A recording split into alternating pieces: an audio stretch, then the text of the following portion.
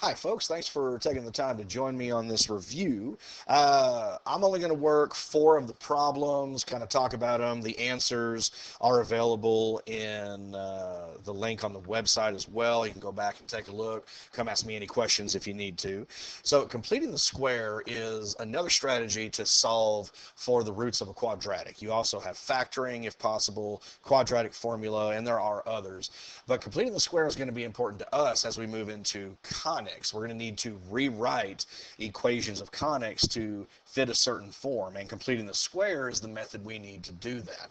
So let's start with number one. P squared plus 14p minus 38 is equal to 0. Now, it's the method that's important. We're just going to be using completing the square, as I said, to manipulate an equation, but here we're actually going to go ahead and find the value or values of p that make the equation true. Well, completing the square means to take the coefficient of the linear term, in this case 14, and you would do two things to it. You would divide that by 2, and you would go ahead and square that. The result, that's what we refer to as completing the square. There's only one condition. The leading coefficient, the coefficient on your quadratic term, has to be a positive 1. If it's not, then you're going to have to either divide or factor it out. So here's the steps we would do. First, you want to go ahead and isolate the quadratic and the linear. So we need to move the constant over. That's the first step every time you're going to solve by completing the square. So p squared plus 14p plus some number is equal to positive 38 when I move it over.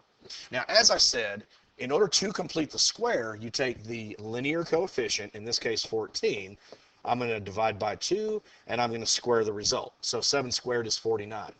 So whatever I do to one side, I'm adding 49. Well, I'm going to add 49 here as well. Now, by completing the square, you are creating what's called a perfect square trinomial. That means if I were to take this trinomial here that we now have, p squared plus 14p plus 49, if I were to go ahead and factor it using any of your available methods, you could guess and check, you could use the box method, grouping, or my personal favorite, my father drives a red Mercedes convertible, you're going to notice something. Let's just guess and check this one. I need two numbers that would multiply to give me 49, but that would also add to give me 14. Okay, well that would be 7 and 7. So I would end up with p plus 7, p plus 7. The point is, every time you complete the square to create a trinomial, you are giving yourself a perfect square trinomial. That means when you factor it, the two group factors will always be identical. So what we can do, instead of writing it twice, in this case I'm just going to go ahead and say p plus 7 squared, because that's equivalent to p plus 7 times p plus 7. While over on the other side, 38 plus 49 will give me 87. There's another way to look at it. Whatever the sign of your linear coefficient is, you're always going to use the same symbol in your factored group. Okay. And also, you would simply take the square root of the first and the square root of the last. Square root of p squared is p. Square root of 49 is 7. Okay, so now we have it down to one variable instead of, p squared and p. So how can I get p out from under this square? Well, the next step is to take the square root. They're inverses, so that's going to cancel. P plus 7 is equal to plus or minus the square root of 87. Now, 87, we're not going to worry about going with the decimal. If we get a radical, it is not a perfect square. If we can simplify it, we do want to go ahead and do that. But in order to solve for p, I'm simply going to subtract the 7 over, so p would equal negative 7 plus or minus the square root of 87. Now, we would still have two answers because of the plus minus. One answer is negative 7 plus the radical. The other one is negative 7 minus the radical. But essentially how we got there, we completed the square. Okay, now not all your answers are going to end up with radicals that won't simplify. This is just one possibility. Let's take a look at number 4. X squared minus 12x plus 11. Okay, the leading coefficient is 1. I can complete the square, no problem. So I'm going to move the 11 over. X squared minus 12x plus, and again, I'm going to leave some room because when I complete the square, I'm going to put that value right there. So the leading coefficient, or excuse me, the linear coefficient this time is negative 12.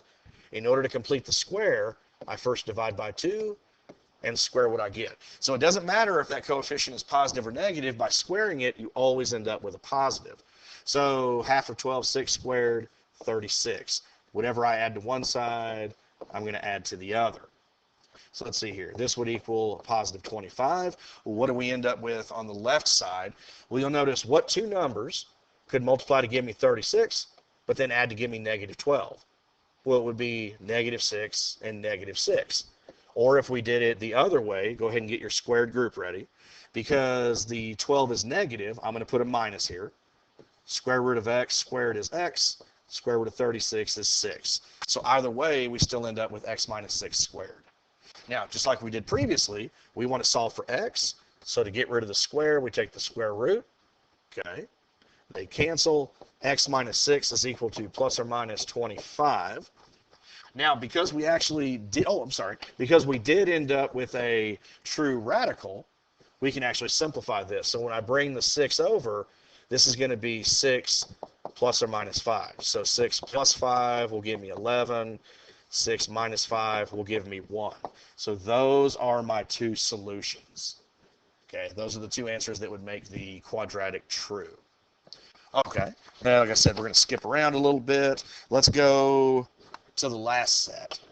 These last set problems here, these are the ones that I want to focus on probably more because all of them do not have a leading coefficient of 1. And that's the one condition you have to make sure is met in order to use completing the square. So I'm going to show you what we can do. Let's take a look at 19. Okay, we're going to do 19 and 20. So in order to complete the square, first I need the quadratic and the linear term together. I want to isolate the constant. So I'm going to subtract the 8a back over. So 2a squared minus 8a is equal to negative 6. Now, normally what you can do, you could just go ahead and divide through by that coefficient to give you the leading one that you're wanting. But with what we're about to do in conics, I would encourage you to do something else. I would say, instead of dividing the 2 out, factor the 2 out. Pretend that it's a GCF. So that would leave me a squared minus 4a, because 2 times negative 4 would give me negative 8. Now put the plus equals negative 6. So from here, you have a 1a squared, so the coefficient that I actually want to divide by 2 and square is negative 4. So let's see, negative 4, half of that squared, well that would be negative 2 squared, well that's going to give me 4. So if I added 4 on the left, I'm going to add 8 on the right. This is something that you have to be very careful of if you factor out your coefficient. If you divide it out, you don't have to worry about this. The two sides of the equation always has to balance. So here, I'm not really adding a 4, I'm adding a 4 times 2. Whatever GCF coefficient you pull out, you have to multiply by the value you got from completing the square. That's where I got the 8 from. Okay. Now from here, the rest of the problem is going to look very familiar. We have this equal to 2. We have the 2 out in front. So let's go ahead and get this square ready. So what two numbers will multiply to give me 4, but add to give me negative 4? Well, it would be negative 2 and negative 2. Or just think about the pattern. Because it's a negative 4, I'm going to put a minus here. Square root of a squared is a. Square root of 4 is 2. Now, before we can take the square root, we'd want to get rid of that leading coefficient. So now we'll go ahead and divide him over. So a minus 2 squared is equal to 1. And from here on out, it's the same type of problem. So square root both sides, they cancel. A minus 2 is equal to plus or minus 1. So when I add this 2 over, I'm going to have 2 plus or minus 1. So 2 plus 1 would give me 3. 2 minus 1 would give me 1. These would be my solutions. Okay. But again, what's the most important is the strategy here, completing the square. Dividing the linear coefficient by 2, squaring the result. Excuse me. All right, let's take a look at one more. Let's look at number 20. 2x squared minus 5x plus 67. Okay, well, the first thing, I'm going to get the constant all by itself. So 2x squared minus 5x is equal to negative 67. Now, I'm not ready to go ahead and take -5, divide by 2, and square, because remember, this coefficient has to be a +1. So just like I did in the previous one, here it happens to be a 2 again, but it doesn't matter if it's a 4 or a 7 or a 3 or whatever the number is. Factor it out. So I'm going to pull out a 2. That will leave me x squared minus 5/2 x plus, okay, some number, equals -67. Now this time, the coefficient I need to divide by 2 and square is fractional, and that's perfectly fine. So -5/2 divide by 2, squaring that. Performing those two operations, that is what we refer to as completing the square. Okay, so let's see, -5/2 divided by 2 would actually end up being -5/4. We still have to square it, so that would give me 25/16. It's always going to end up being positive. So I'm going to say plus 25/16. Now, be careful, I'm not going to add 25/16 to the right. I have to multiply by the coefficient I factored out. So if I multiply 2 over 1 times 25/16, okay, the 2 and the 16 can reduce, so it looks like I'm going to get 25/8. Okay. Now you're also going to notice something different about this one as we move along.